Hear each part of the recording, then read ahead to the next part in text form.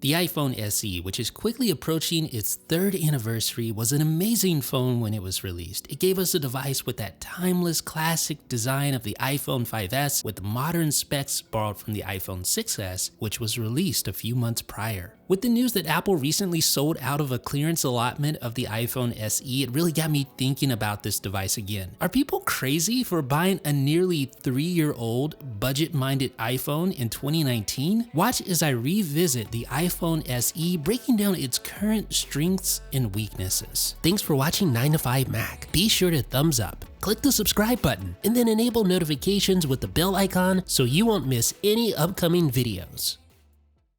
Welcome to the Rewind.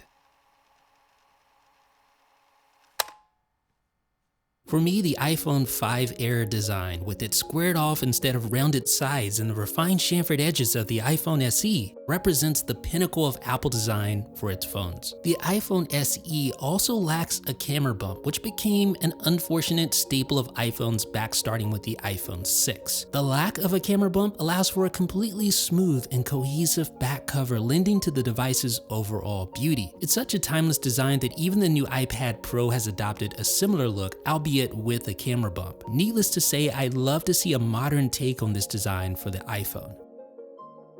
In an era of unwieldy phones, Apple bucked trends with the iPhone SE, jamming modern, well at the time, features into a small, easy-to-handle form factor. Apple realized in 2016 what it seems to have forgotten in the years that followed. Not everyone needs or even likes huge phones like the iPhone XS Max. Featuring a mere 4-inch display, the iPhone SE easily fits in the hand or inside a pocket or purse. In other words, this phone is super low-key, which is something I can definitely appreciate as a current iPhone XS Max user.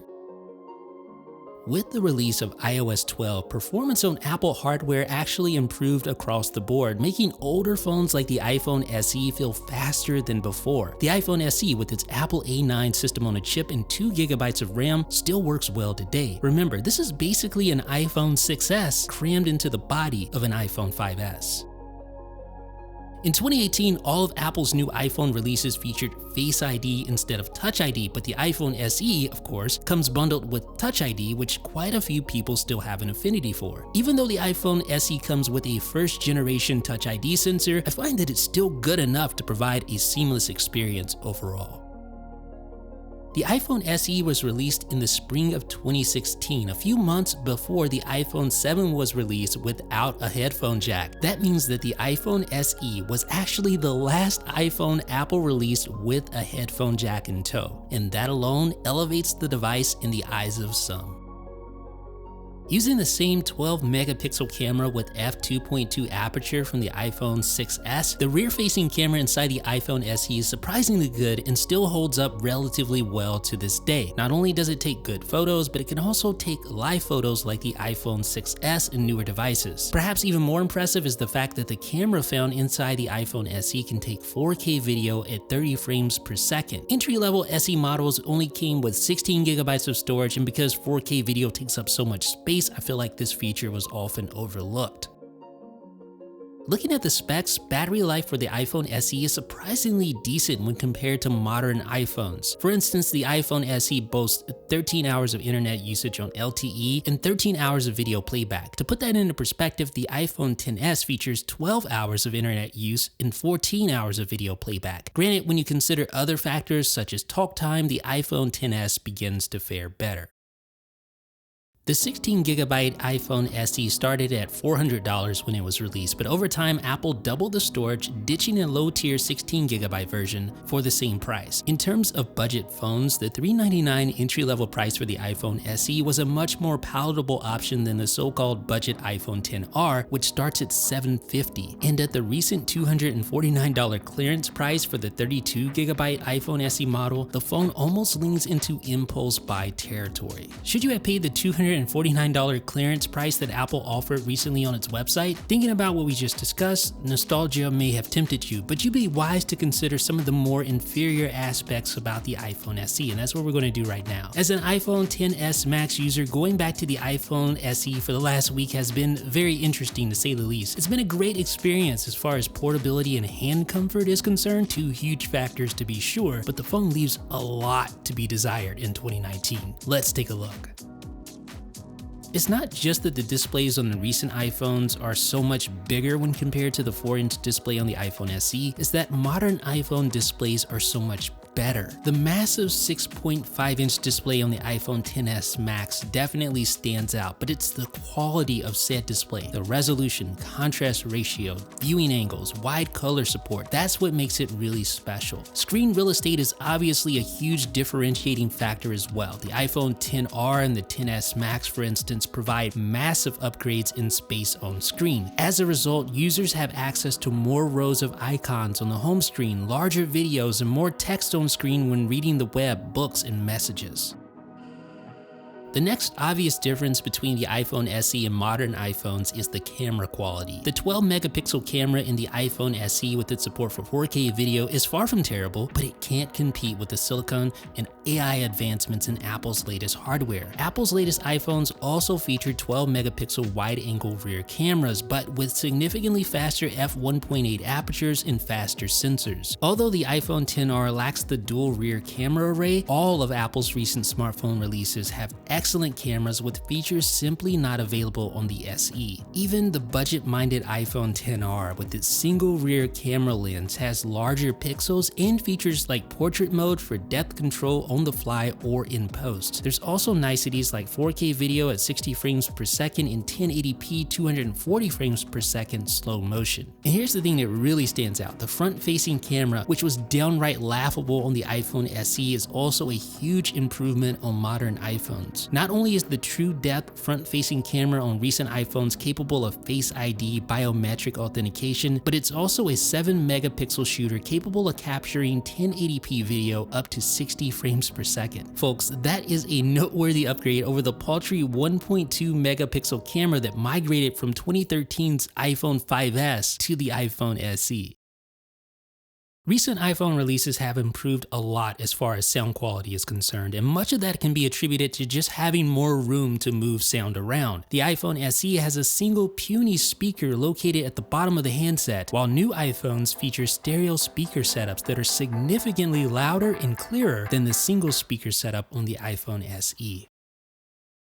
Now that modern iPhones, and iPads as well, lack a home button, gesture controls are used for almost everything when it comes to interfacing with the device. For example, swiping up from the bottom of the screen to go back to the home screen feels more natural than pressing the home button, and the swipe up and briefly hold gesture feels like a more efficient way to invoke the app switcher. I much prefer controlling my iPhone this way than the old way.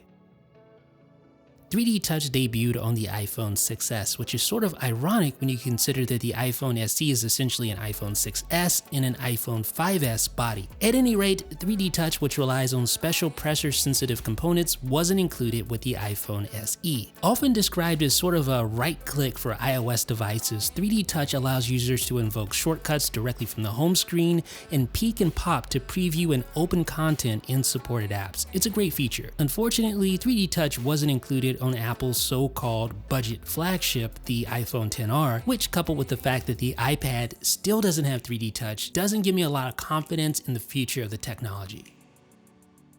I was skeptical at first about Face ID, but after having it for a year with the iPhone X and after having enjoyed the upgraded version on the iPhone XS Max, I'm firmly convinced that it's a better biometric solution than Touch ID. Touch ID had its time and place to be sure, but it feels a little old when compared to Face ID, which doesn't require the user to do anything other than look at their phone for it to unlock and authenticate within apps. After going without wireless charging for numerous iPhone generations, Apple finally jumped on board with the Qi wireless charging standard with the release of the iPhone X. That iPhone also gained access to faster USB power delivery charging at the same time. During my revisit with the iPhone SE, this was one of the most glaring differences between the old and new hardware for me, as I'm used to sitting my iPhone on various wireless chargers around the house and in the car. Not having wireless charging was definitely an inconvenience that that I noticed. One of the features that I ended up missing most during my time with the iPhone SE was tap to wake. I know that kind of seems silly, but seriously, this feature, which debuted with Apple's first OLED phone, the iPhone X, is a convenient way to wake up your phone by simply tapping on the screen, whereas the iPhone SE requires a physical button press or for you to raise the device to wake it.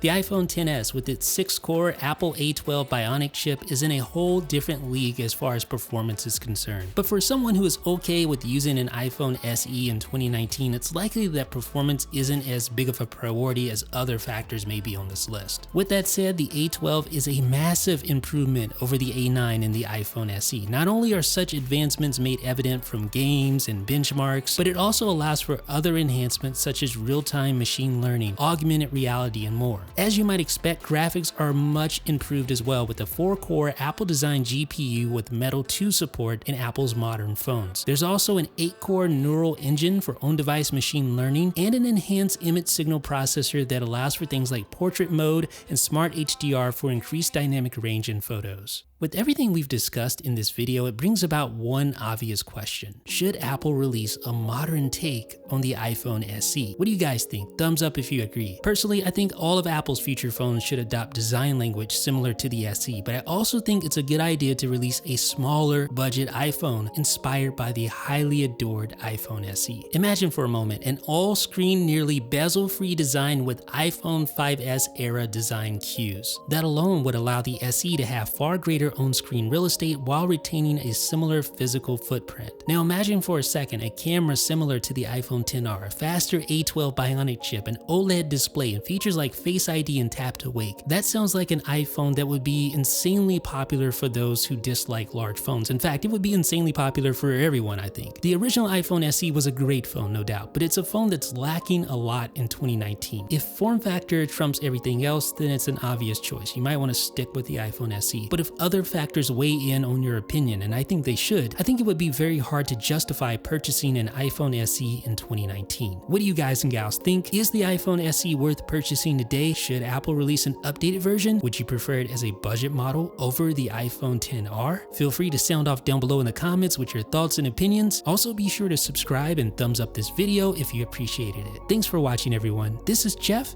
with 9 to 5 Mac.